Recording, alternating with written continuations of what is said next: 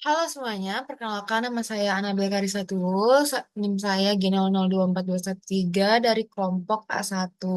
Pada kali ini saya akan menjelaskan mengenai anatomi plexus brachialis. Nah, plexus brachialis itu adalah plexus saraf somatik yang dibentuk oleh interkomunikasi antara miventral, akar, dari empat saraf serviks bawah, yaitu C5, C6, C7, dan C8, dan saraf toraks pertama itu T1. Plexus brachialis ini bertanggung jawab atas persarafan motorik semua otot ekstremitas atas, kecuali trapezius dan levator scapula. Serabut yang ada akan didistribusikan ke beberapa bagian. Nah, plexus brachialis itu terdapat 5 bagian, yaitu roots, trunks, division, cords, and branch. Nah, bagian roots itu merupakan akar. Ramus ventral dari saraf spinalis C5, C6, C7, C8, sampai C1 itu disebut sebagai akar dari plexus. Nah, akar ini tuh muncul dari proses transversal vertebra cervix tepat di posterior arteri vertebralis. Kemudian ada trunks atau batang. Nah, pada bagian superior itu merupakan kombinasi C5 dan C6, sedangkan yang bagian middle itu merupakan kelanjutan dari C7. Lalu yang terakhir ada inferior itu merupakan kombinasi C8 dan T1. Kemudian ada division. Division itu setiap atau batang. Batang ini terbagi menjadi divisi anterior dan posterior. Kemudian yang selanjutnya adalah quartz atau kabel.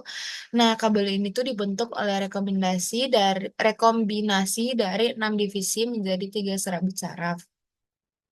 Mereka diberi nama berdasarkan posisinya dan relatif terhadap ketiak. Yang pertama ada lateral cord. Itu tuh dibentuk oleh divisi anterior dari batang superior dan divisi anterior dari batang tengah. Kemudian yang kedua ada posterior cord. Nah, posterior cord ini dibentuk oleh divisi posterior batang superior, divisi posterior batang tengah, dan divisi posterior batang inferior. Kemudian yang terakhir ada medial cord. Itu dibentuk oleh divisi anterior batang inferior. Nah, selanjutnya saya akan membahas mengenai branch atau terminal nerve-nya, yaitu musculocutaneous, median nerve, radial nerve, dan ulnar nerve. Nah, yang pertama adalah musculocutaneous nerve. Dia itu roots-nya di C5, C6, C7, dan fungsi motoriknya itu menginervasi otot brachialis, bisa brachii, dan otot coracobrachialis.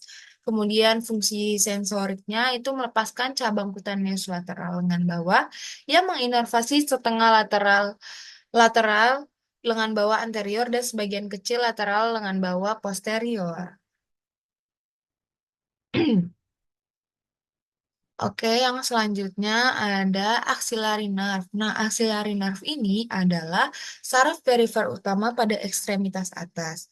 Axillary nerve merupakan kelanjutan langsung dari kabel posterior plexus brachialis karena itu mengandung serabut dari akar saraf C5, C6, dan C6. Juga menyediakan persyarafan motorik ke otot minor deltoid dan teres. Axillary nerve terletak di posterior arteri aksila dan anterior ke otot subscapularis. Itu keluar dari aksila di perbatasan inferior dari subscapularis melalui ruang segi 4, juga sering disertai dengan arteri humerus dan circumflexa posterior axillary nerve, kemudian melewati medial ke leher bedah humerus di mana terbagi menjadi 3 cabang terminal. Yang pertama, cabang terminal posterior yang menyediakan persyarafan motorik ke aspek posterior otot deltoid dan teres minor. Ini juga menginervasi kulit di atas bagian inferior deltoid sebagai saraf kutang lateral lengan atas. Terus yang kedua ada cabang terminal anterior yang berputar di sekitar leher bedah humerus dan menyediakan persyarafan motorik ke aspek anterior otot deltoid. Nah, ini tuh axillary nerve ini tuh berakhir di cabang kulit ke bahu anterior dan anterolateral. Terakhir ada cabang artikular yang menyuplai sendi glenohumeral. Nah, harusnya itu tadi di C5 dan C6 yang sudah saya sebutkan. Kemudian fungsi motoriknya itu mensarafi deltoid, teres minor, dan kepala panjang dari triceps brachii. Lalu, fungsi sensoriknya itu melepaskan saraf cutaneus lateral super, superior lengan yang menginervasi daerah inferior deltoid. Oke, yang selanjutnya ada median nerve. Nah, median nerve ini berasal dari kabel lateral dan medial dari plexus brachialis. Awalnya tuh dia bergerak ke bawah di sisi medial lengan bersama dengan arteri brachialis. Di siku, ia akan melanjutkan perjalanan di bawah aponeurosis bicep dan di antara dua kepala pronator teres. Setelah melepaskan cabang interesus antebrachial, ia akan memulai lintasannya di lengan bawah antara otot flexor digitorum profundus dan otot flexor digitorum superficial yang berfungsi sebagai suplai mereka.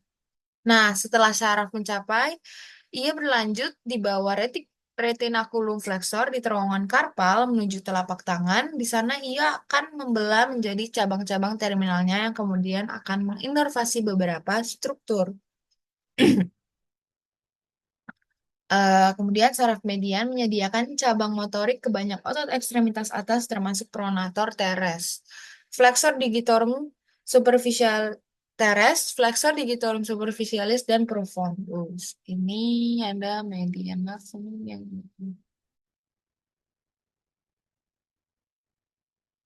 oke. eh Kemudian yang selanjutnya ada radial nerve. Saraf radial ini tuh dia berfungsi sebagai suplai saraf untuk beberapa otot lengan atas dan sebagian besar ekstensor lengan bawah saraf ini tuh adalah kelanjutan langsung dari kabel posterior plexus brachialis. Berada di antara brachioradialis dan brachialis, di mana dia tuh terbagi menjadi cabang yang dalam dan cabang superficial tingkat kepala radial.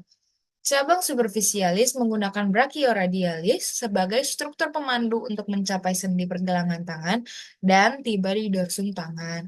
Sebaliknya, cabang dalam menembus otot supinator dan berlanjut ke ekstensor lengan bawah. Penting untuk dicatat bahwa cabang yang menyuplai brachioradialis ini dan ekstensor carpi radialis longus bercabang sebelum pembelahan saraf radial. Sedangkan saraf yang menyuplai ekstensor carpi radialis brevia, saraf interoseus posterior muncul tepat setelah pembelahan. Otot radial yang disuplai saraf ini adalah otot brachioradialis, ekstensor carpi radialis longus, dan ekstensor carpi radial brevis.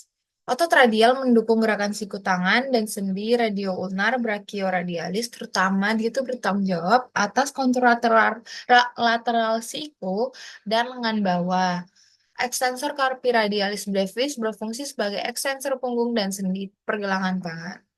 Mereka juga berkontribusi pada penutupan yang kuat dengan meregangkan otot-otot fleksor tangan sebelum jari-jari berkontraksi. Radial nerve. Dan yang terakhir ada ulnar nerve. Ulnar nerve ini tuh dia ada di C8 dan T1. Ulnar nerve. Nah, fungsi motoriknya itu menyarafi otot-otot tangan, terlepas dari otot tenar dan dua lumbrical lateral, flexor carpi ulnaris, dan setengah medial dari flexor digitorum profundus. Kemudian, fungsi motoriknya itu menyarafi permukaan anterior dan posterior dari medial, 1,5 jari, dan area telapak tangan. Baik, sekian dari saya. Terima kasih.